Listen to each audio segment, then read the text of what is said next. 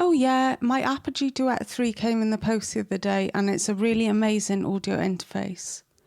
Apogee are a great company and I got to see the cool things that they were up to during Superbooth 2025. Apogee was founded in December 1985 by Betty Bennett, Bruce Jackson and Christoph Heidelberger. I think it's so cool that there's a woman co-founder in this audio engineering company. So the Apogee Duet 3 is perfect for me because it's portable and it has a very minimalistic design.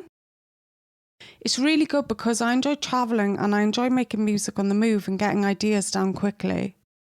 It's perfect for tracking as well because I do a lot of outdoor live sets and I work a lot with vocals, loops, vocal looping, things like that. One of the drawbacks is this splitter cable, however Apogee do also offer a dock to make the cables a bit more organised. It comes with 2 mic inputs and 2 instrument inputs and 2 balance line outputs and a headphone output as well. This channel strip comes with a 3-band vintage model EQ, a high-pass filter, a VCA style compressor. It has auto makeup gain so you can hear the compression and it compensates for the gain reduction. That's very, very good. The saturation adds harmonic content naturally. I love adding saturation to my vocals. I think it sounds fantastic and I love the tone on the timbre of the Duet 3.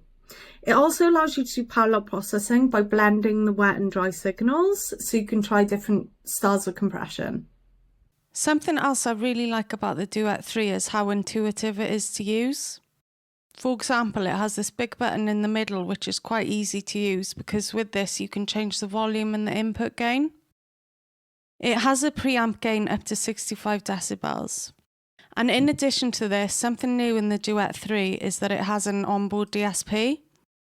So that means it doesn't have any latency when you're monitoring, which is a massive pro.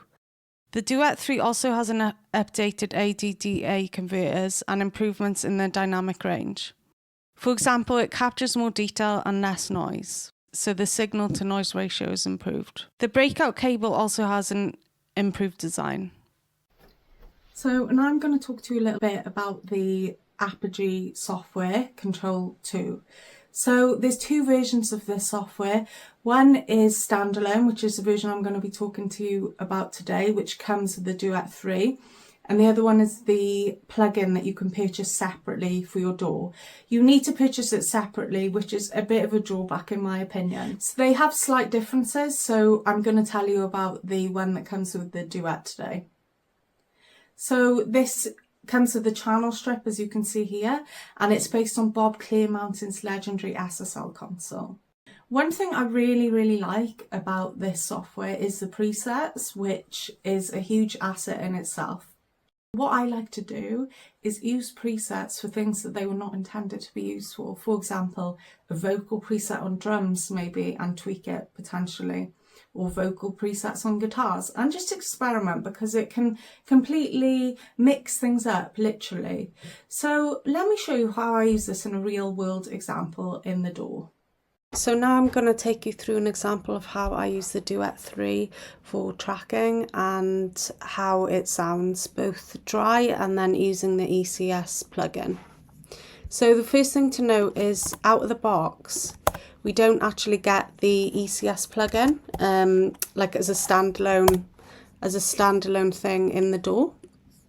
So we can see that we have a signal here, however we can't use it for mixing, for example. I mean, it needs to be purchased separately. You can use it, but it needs to be purchased separately.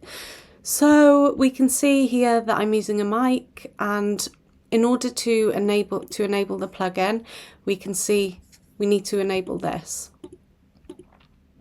So we have a lot of presets here, so I'm going to explore them further, but for now let's just do a dry version and then we can compare it. Okay, so I'm going to do it on my unreleased track based on Steve Vai, which is a bit random, but I basically wrote this track as part of AJ Cook's songwriting class, and I saw an amazing image of Steve Vai with the treble clef in his eye, so it inspired me to write these lyrics. He's got music in his eyes, the weapon of love and death. Can we carry Okay, so we have the dry recording here and the recording with the very specific effects on it, which I have used the booty call effect, which adds a lot of saturation, and yeah, it sounds very different. Let's do an A-B comparison. This is the dry recording. Music in his eyes, the weapon of love and death. And let's do the one with the effect on it. Eyes, got music in his eyes, the weapon of love and death. So we can see with the second one, obviously it sounds very different. It has like a lot more low end in it, and it was just a comparison between the dry and then a vocal with the effects. I've gone for a bit more of an experimental effects here, but you can have a dig around at the presets and even, you know, play around with the effects yourself. That was a brief overview of the Duet 3, and some drawbacks I would say is the need for the splitter cable and the need to purchase the plug-in separately if you want to use it standalone DAW.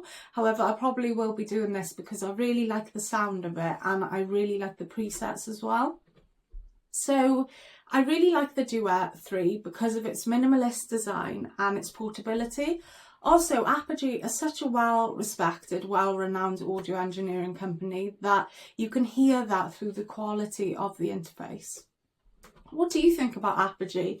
Do you have any gear that I should check out next? I love trying new audio equipment, so let me know in the comments. Diolch am gwrando.